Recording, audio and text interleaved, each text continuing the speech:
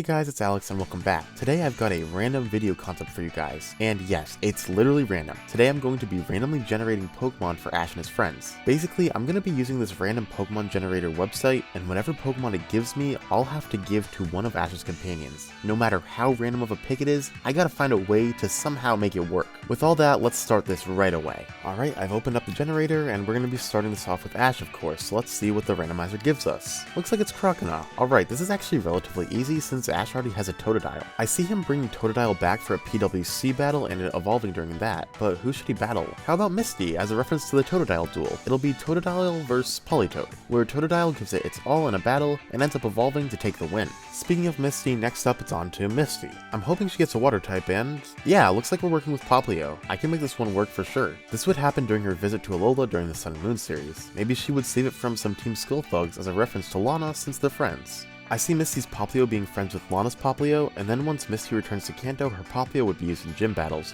bamboozling challengers with its wacky bubble attacks. Now for Brock, it looks like we're working with Nincada, so this capture will happen sometime during AG since it's a Hoenn Pokemon. I don't really know anything about Nincada, so I'm gonna go check the Pokedex for some help. After reading some entries, it seems like Nincada lives underground for many years in complete darkness and can't withstand bright sunlight, so it avoids it. Alright, I think I can work with this. While traveling across Hoenn, Brock encounters a Nincada who's hurt its limbs, leaving it unable to burrow underground. The Pokemon is in pain because both its broken limbs and because it's suffering from sunlight. Brock uses his Pokemon Doctor skills to heal up the Nincada, and as the Nincada is thankful, it decides to join Brock's team. Now for the forgotten companion Tracy. He's getting Arrokuda. Oh boy, what am I gonna do here? Well, Tracy's gonna have to be in Galar, so let's say he's taking a vacation or something like that. He's exploring the wild area while sketching all of the Pokemon he sees, and he ends up observing a Cramorant and watches it eat an Arrokuda. Tracy runs in to save the fish Pokemon and pulls it out of Cramorant's mouth. He returns Arrokuda to a pond, but the Cramorant keeps coming back, so Tracy has to battle. Before he can pull out a Pokeball though, it seems Arrokuda wants to battle under Tracy's command. It's surprisingly has strong moves like Throat Chop and Scale Shot. They defeat the Cramorant, and Arrokuda decides to join Tracy's team. Moving on to Gen 3, it seems like May is stuck with Corsola. I know the generator gave me Jotonian Corsola, but let's spice things up and work with its Galarian form. May would be in Galar for some reason. It's possible that there's contests in this region in the anime, so let's just assume there are. May would catch Corsola and have to work with a Ghost type while trying to cheer up the often sad Pokemon. For its moveset, I could see it using Power Gem, Nightshade, Strength Sap, and Substitute. It could make a sort of Tornado of Darkness with Nightshade and make spooky clones with Substitute for its contest appeal rounds. And its most interesting move would be Strength Sap, which would be perfect for the battle round of contests since it can dock points from the opponents while literally stealing their strength. Wait, didn't they get rid of the battle round in contests and journeys? We're just gonna ignore that because that was stupid. Honestly, I really think Corsola is a really good pick for May. Oh, I guess we gotta do Max too, even though he isn't really a trainer yet. Alright, we got Dustox. I can make this work.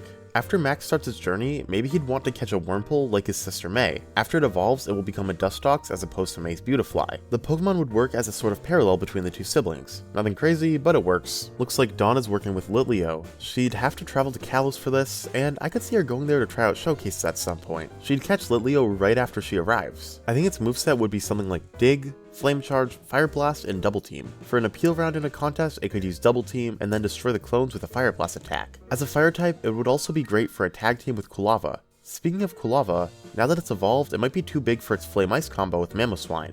That's where Litleo comes in. With its smaller size, it would be perfect for the combo attack. Litleo would be a great Pokemon for Dawn's contests for sure. Alright, here's Iris, and oh boy, Scatterbug? I don't even know where to start here. Actually, I do know where to start. I need to figure out what the heck she's doing in Kalos. Maybe she's traveling to Kalos to train with Drasna of the Elite Four, another strong dragon tamer. So while she's in Kalos, she runs into a Scatterbug. Maybe Scatterbug is using its Compound Eyes ability to search for berries and food in the forest. Since Iris knows a lot about forest foods like fruits and such, she becomes friends with the Scatterbug as they work together to locate fruits and trees. And I guess they just click so much that it leads to a capture? Yeah, that's a hell of a stretch, but it works. Alright, now for our favorite connoisseur, Silent. Looks like we got Absol. Absol can actually be found in Unova, so it works out. The scenario I have in mind is that Silent is working at his restaurant and is working on a dish, where he accidentally uses the wrong ingredient without noticing. Absol shows up to alert Silent of his culinary disaster. Absol then shows up at the restaurant every once in a while to alert Silent of his mistakes, and Silent becomes very thankful. Eventually the two become friends and Absol starts working at the restaurant as Silent's partner Pokemon, always alerting Silent and his brothers whenever they make a mistake in their cooking. I think this would be a great way to incorporate the disaster Pokemon into a culinary setting. Seems like it's time for XY and we're on to Clement, and we're working with Shelmet? Oh boy, I'm lost, so I guess it's to the Pokedex for some inspiration. According to its dex entry, it evolves when bathed in an electric-like energy along with Carablast. I never knew that the electric energy of the trade was instrumental to the evolution, but I suppose it is. Since Clement knows all about electricity, I could see him catching a Shelmet to research how it responds to electric stimulation. Maybe he could create an invention that lets Shelmet evolve without the need for a trade or a Carablast. Bonnie's up next and we've got Brione. Alright, maybe since Bonnie is too young to become a Pokemon trainer, she enrolls in the Pokemon school in Alola to learn about Pokemon before she can start training them. Once she starts her journey, she would have the choice of a starter Pokemon from Hala since she's in Alola. She'd choose Popplio and evolve it into Brione while taking on the Island Challenge, or maybe she returns to Kalos to take on the gyms there. And now for the fan favorite, Serena. We're working with Jumpluff, which I'd like for her to catch in Hoenn. In the games, Jumpluff aren't native to Hoenn, so we're in a pickle. Actually, I just lucked out. In episode 84 of AG, James bought a Hoppip off a salesman in Hoenn. This implies that Hoppip's evolutionary line, including Jumpluff, are actually found in Hoenn, at least in the anime.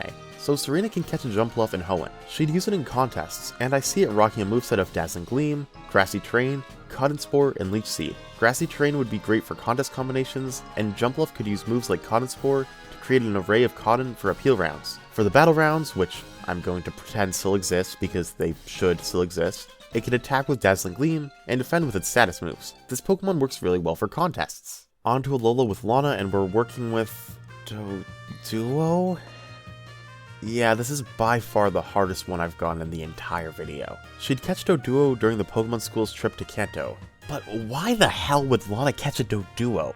I looked through Doduo's moveset to try and find something, just anything that could help Lana's goal of creating bubbles, but of course it doesn't learn any water-type moves. It looks like one of the moves that Doduo can learn is Acupressure, which can randomly boost the stats of allies, so Lana will have Doduo use Acupressure on Popplio to raise its special attack and create even bigger bubbles. This makes no sense, but I guess we're rolling with it, cause what else am I supposed to do with a freaking Doduo? For Mallow, we've got Frogadier. The Froakie line can actually be found in the Pony Wilds, so that's where she would catch it. As for its role on her team, I think Mallow could try and find some way to use Frubbles in her cooking. She's used Thunderbolt as an ingredient before, so it's not a crazy reach. She could use the Frubbles to make food with a sort of bubbly texture. She could also use Frogadier's ninja-like movements to go explore the islands and find ingredients in harder to reach places. Frogadier surprisingly fits Mallow kinda well. Lily's got Gibble?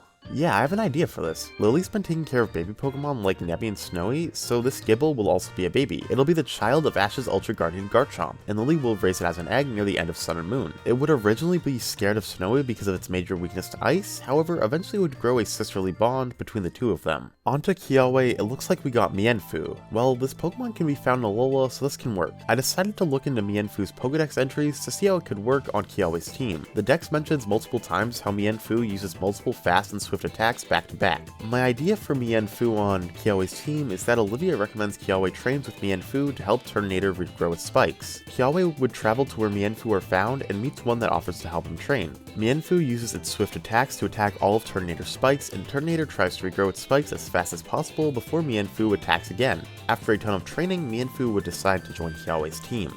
And finally, it's Sophocles, and he gets Dustox. According to the dex, Dustox is instinctively drawn to light, so I could see Sophocles encountering this Pokemon after it's drawn to Ampharos' tail light. After this, Dustox wouldn't leave Ampharos alone, so Sophocles would be forced to add it to his team. However, Dustox could actually be helpful for Sophocles' team. The dex also states that this Pokemon searches for food using its antennae-like radar, and having a radar could actually come in handy for whatever Sophocles is doing relating to research in space. And that's the video. I didn't include Go here since he's gonna catch every Pokemon anyway, so there's no need.